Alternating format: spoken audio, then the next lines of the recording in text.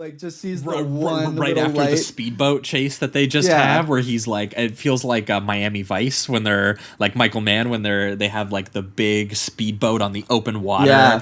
I mean, in the Miami Vice movie when he does it, he does that giant wide plane shot of the boat to like Nina Simone, and it's like the same sort of thing that you can see here. It's so interesting watching this because Mann is also he's also like guys on opposite sides of I mean, think about how much this had to have inspired Heat. Oh, for real. Especially, I think what Michael Mann did was switch out the saxophone with an electric guitar.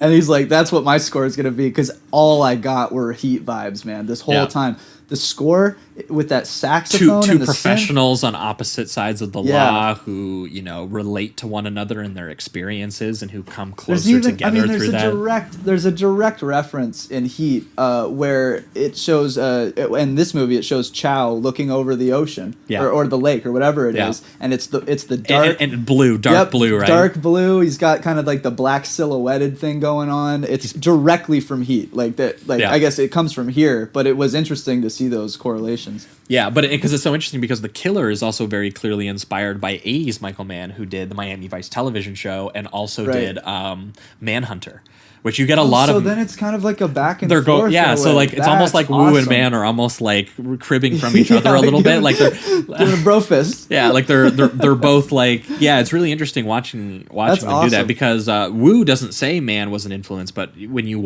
if you ever watched the Miami Vice television show, I think it has. When I was coming up with a pairing to do The Killer, I was gonna make us do The Killer and the Miami Vice pilot for the TV show because they actually turned that into a film, like a 90-minute film, just the first episode. That's sweet. If you watch you like 5 it too, don't you? I gotta watch that shit. The pilot's amazing. Well, and when they do the Phil Collins song very dreamily as they're driving a car, and the close-ups of the car are so black it almost looks like they're driving through space. Listening to that song, going on their way to the shootout.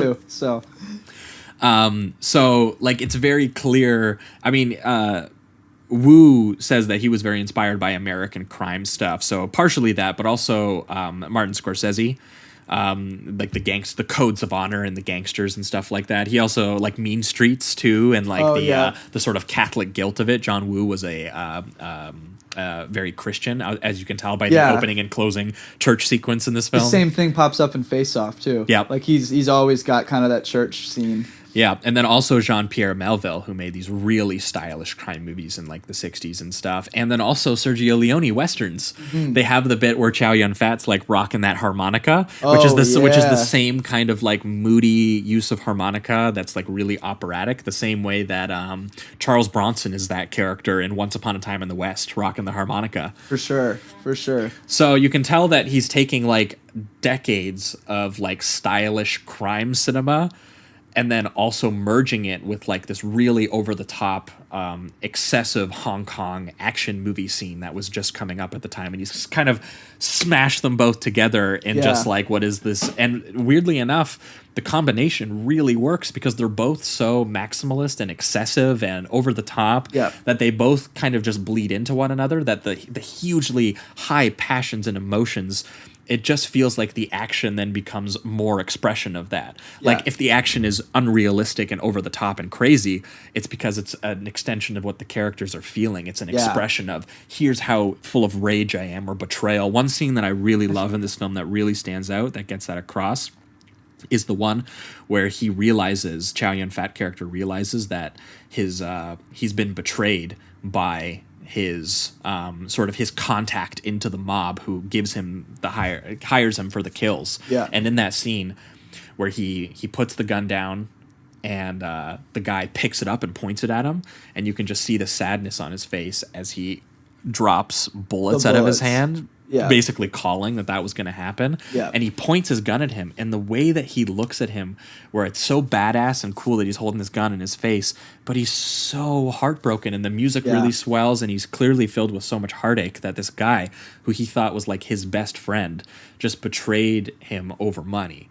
Basically, even though he's a hired gun who goes around killing people for money. And so it's just like, even though he's like, I still have feelings. Still have feelings, man. And again, like it sounds so silly, and Yeah. like even in the moment, sometimes it can feel silly. But John Woo very clearly believes it, and I There's found such and I that's found on it. repeat watches that I have come to really believe it and get invested in the way that these guys 'Cause feel. I Even though it's so do- macho, it's so weepy. Yeah, there it are works. moments where I do view John Woo as kind of like a cheese ball, but Yeah. but that corniness is so sincere. That's where it gets me. There's no hint of irony from him. Yeah. So when he's doing all this stuff, like even stuff like, you can call me Mickey Mouse, stuff like that should just be totally silly, totally ridiculous. The way that he shoots it and the way that he's also set up these characters prior, Yeah. it makes it actually impactful. And although I do get a chuckle out of like the Mickey Mouse thing, Yeah. even at the end when those are the last words of this movie, is Yeah. him mourning his friend Mickey Mouse. Yeah. And you feel it. You don't laugh. Like it's not like No, there's a it's- bit of it's humor because you horrifying. know that he's saying Mickey Mouse. You Yeah. know what I mean? I think It's silly. but I think John Woo kind of knows that.